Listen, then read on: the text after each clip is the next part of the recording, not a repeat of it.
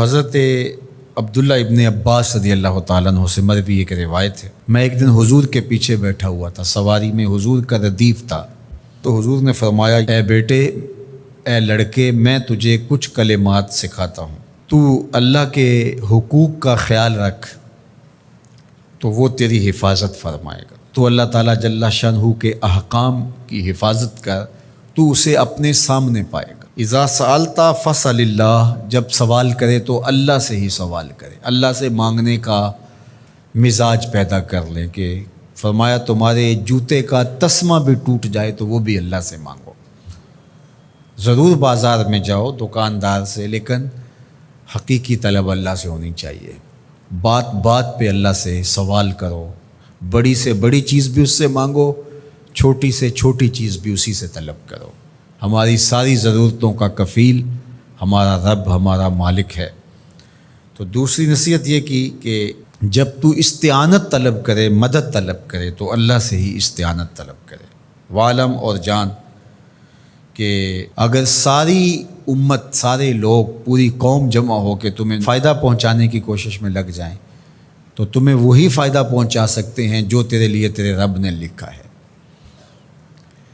اور فرمایا وَإِنِ اجْتَمَعُوا عَلَىٰ أَن يَضُرُّوكَ بِشَيْءٍ، اور اگر تمہیں نقصان پہنچانے کے درپے ہو جائیں، لَمْ يَضُرُّوكَ إِلَّا بِشَيْءٍ قَدْ كَتَبَهُ اللَّهُ عَلَيْكَ، تو تجھے صرف وہی نقصان پہنچا سکتے ہیں جو اللہ نے تیرے لیے لکھا ہے۔ سارا زمانہ بھی مخالف ہو جائے، تیرا کچھ نہیں بگاڑ سکتا۔ ہاں، تیرے مقدر میں اگر کوئی چیز، کوئی بگاڑ لکھا ہے تو وہ ہوگا، اس کا ذریعہ وہ بن جائیں گے۔ تو اس لیے پھر اسی سے مانگو، اسی سے طلب کرو۔ رفعت الاقلام وجفت الصحف، جو لکھنا تھا اللہ نے لکھ دیا، لکھنے کے بعد قلم اٹھا لیا گیا اور جن صحیفوں پہ لکھا تھا وہ خشک ہو گئے۔ اب کتابیں بند ہیں، تو اس لیے اس نے تیرے لیے جو لکھا ہے وہ ہو کے رہے گا، تو خام خواہ لوگوں سے ڈرنے کی ضرورت نہیں ہے، اور تیرا فائدہ، تیرا نقصان اسی کے دستے قدرت میں ہے، تو اسی سے طلب کر، اسی سے مانگ۔ اور فرمایا تو اللہ تعالیٰ جل شانہ کو رخاء میں، خوشحالی میں یاد کر، یعرفک فی الشدہ، وہ تجھے مشکل میں پہچانے گا۔ یعنی جو شخص خوشحالی کے دور میں اس کے پاس دولت ہے، صحت ہے، تو اللہ تعالیٰ کو فراموش نہیں کرتا، اللہ اس کی بدحالی کے زمانے میں اس کو فراموش نہیں کرتا۔ وعلم، اور جان، ان النصر مع الصبر، کہ جو مدد ہے وہ صبر کے ساتھ آتی ہے۔ وان الفرج مع الکرب، اور کشادگی جو ہے وہ مشکل کے ساتھ آتی ہے۔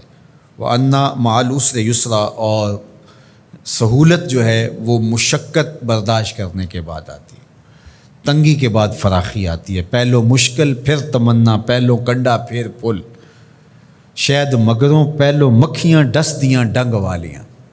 تو یہ سب ہوتا ہے، مشکلات، تکلیفیں، آلام، مصائب، ان سب سے گزر کر کے آسانیاں آتی ہیں۔ خود حضور کی زندگی دیکھ لیجئے، مدنی زندگی مکی زندگی کے گزرنے کے بعد، طائف کے مراحل کو طے کرنے کے بعد آتی۔ تو ہم ڈائریکٹ اگر چاہیں مکی زندگی کو اختیار کیے بغیر اور طائف کی مشکلات اور سنگلاخ راستوں سے گزرے بغیر مدنی برکتیں حاصل کرنا، تو وہ نہیں پا سکتے۔ تو یہ اللہ تعالیٰ نے ایک نظام رکھا ہوا ہے۔